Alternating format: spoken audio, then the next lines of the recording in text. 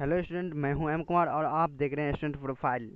तो आज हम लोग बात करेंगे दो चर वाले रैखिक समीकरण के कुछ हल के कुछ शर्त होते हैं और हलों की संख्या, कितने युग्म युग्म के नाम क्या होंगे, उसी के बारे में चर्चा करेंगे। तो चलिए, उससे पहले आप लोग मेरे चैनल को सब्सक्राइब नहीं किया तो चैनल को सब्सक्राइब कर लीजिए, क्योंकि इसी तरह की वीडियो आपको मिलती रहेगी हर एक टॉपिक की। तो चलिए वीडियो को स्टार्ट करते हैं। तो पहला है इसमें कि दो चर हेडिंग है, दो चर वाले रैखिक समीकरण के हल के शर्त, हलों की संख्या, युग्म के नाम। तो चलिए, क्या शर्त होती है। तो इसमें पहले जो हल का शर्त जो है सो ये देखिए, 1 मिनट। हाँ, यहाँ पे लिखा गया कि शर्त हलों की संख्या और युग्म का नाम। तो यहाँ पे कुछ उदाहरण है, देखिए 2x 3y 1। तो ये दो उदाहरण है युग्म।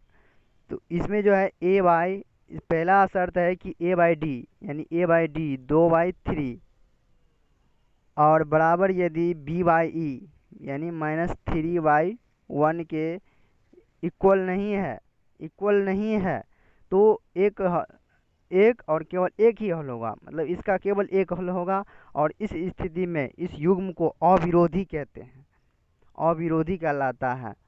और अगला जो है सो अगला कंडीशन है कि ए बाई डी यानी 2/3 बराबर -3/1 बराबर 1/2।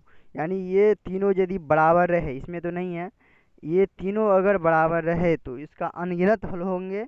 और इस स्थिति में युग्म को आश्रित कहलाता है, क्योंकि एक दूसरे पर आश्रित है, बराबर है, इसे आश्रित कहते हैं। और थर्ड कंडीशन है कि टर्म्स है कि यहाँ पर देखिए ए बाई डी यानी 2/3 बराबर -3/1 और नॉट इक्वल टू बराबर 1/2। यानी ये दोनों का अनुपात आपस में बराबर हो और इसके बराबर नहीं हो, यानी ये सी और एफ के बराबर नहीं हो, तो इस स्थिति में कोई हल नहीं होगा। यानी दो बराबर हो और एक बराबर नहीं हो तो इस स्थिति में कोई हल नहीं होगा। इस स्थिति में युग्म विरोधी कहलाते हैं, एक दूसरे को विरोध कर रहा है, इस स्थिति में विरोधी कहलाता है। और देखिए कि ये क्वेश्चन जो है हमारे बोर्ड एग्जाम में हर एक वर्ष आता है, फिक्स है। ऑब्जेक्टिव में तो फिक्स ही है, कभी कभी सब्जेक्ट में 2 नंबर में भी दे देता है। तो इस को आप लोग अच्छे से याद कर लीजिए, समझ लीजिए। कोई भी परेशानी है तो मुझे कमेंट कीजिए। चलिए, कुछ उदाहरण लेकर के हम लोग समझते हैं। तो कुछ उदाहरण यहाँ पर ले लिए हैं।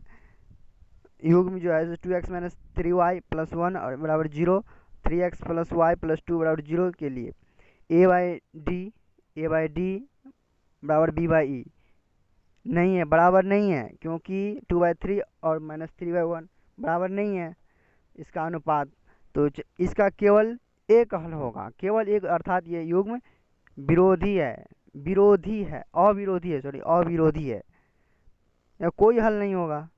चलिए अगला उदाहरण लेते हैं। अगला कुछ युग्म ले लिए हैं। तो इसमें देखिए कि ए बाई डी बराबर बी बाई ई बराबर सी बाई एफ, तीनों 1/3 का अनुपात है। देखिए 1/3, इसे कटेंगे तो 1 और 3 आ जाएगा, इसे कटेंगे फिर 1 और 3 आ जाएगा। इसलिए यह हलों की संख्या अनगिनत होगी और ये युग्म आश्रित होंगे। चलिए अगला उदाहरण लेते हैं। अगला उदाहरण लेते हैं कि 2x - 3y + 2, 6x - 9y + 5। इसमें जो है A by D equal to B by E not equal to C by F.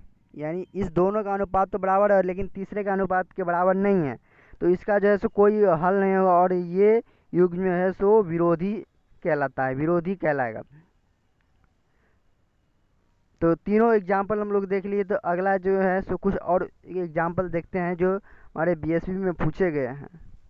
तो बीएसवी में पूछे गए हैं कि समीकरण निकाय इतना 2x + 3y बराबर 7, 6x + 5y और 11 के कितने हल होंगे, ये बीएसवी 2009 में पूछे गए हैं।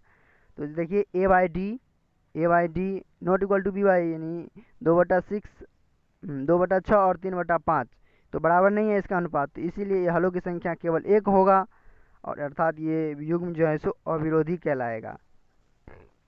चलिए यहीं पे मैं आज की क्लास एंड करता हूँ। यदि आप लोग को इससे रिलेटेड कोई भी प्रॉब्लम हो या फिर कहीं भी नंबर सिस्टम या फिर अलजेब्रा में, तो मुझे कमेंट करके बताएं।